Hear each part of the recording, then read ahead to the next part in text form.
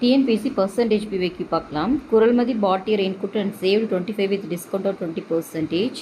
What was the original price of the raincoat? Kuralmathi வந்துட்டு 20% தள்ளுபடியோட ஒரு ரெயின்கோட்டை வாங்கி 25 சேமிக்கிறார். ஆக்சுவலாக ஒரிஜினல் ரேட் நம்மளுக்கு தெரியாது கரெக்டாக.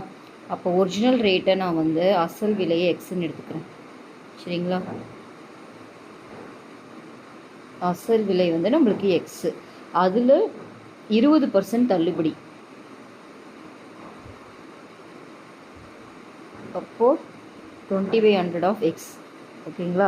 ரெயின்கோட்டை வாங்கி 25 சேமித்தல். அப்போது அந்த டிஸ்கவுண்ட் எவ்வளவோ அதுதான் 25. ஓகேங்களா? கரெக்டாக 25 சேமிக்கிறாங்க. அப்போ டிஸ்கவுண்ட் அமௌண்ட்டு அதுவும் ஈக்குவலாக தானே இருக்கும். அப்போ 20x 100 = 25 நம்மளுக்கு தெரிஞ்சு போச்சு. ஓகேங்களா? அப்போ நம்மளுக்கு எக்ஸ் தான் வேணும். இப்போ 25 × 100/20 கேன்சல் பண்ணிங்கன்னா 0 கேன்சல் பண்ணால் 2 டேபிள் கேன்சல் பண்ணி 5 டைம்ஸு 25 × 5 125. அப்போ ஆக்சுவல் ரேட்டு 125. அவங்க வந்து 20% தள்ளுபடியோடு 25 ருபீஸ்னால் இங்கே வந்து 25, இதில் 20% எடுத்துன்னா 25 ருபீஸ் வரும். ஓகேங்களா? அப்போ ஆன்சர் என்னென்னா 125. அந்த ஆன்சர் பியில் இருக்குது. ஓகேவா?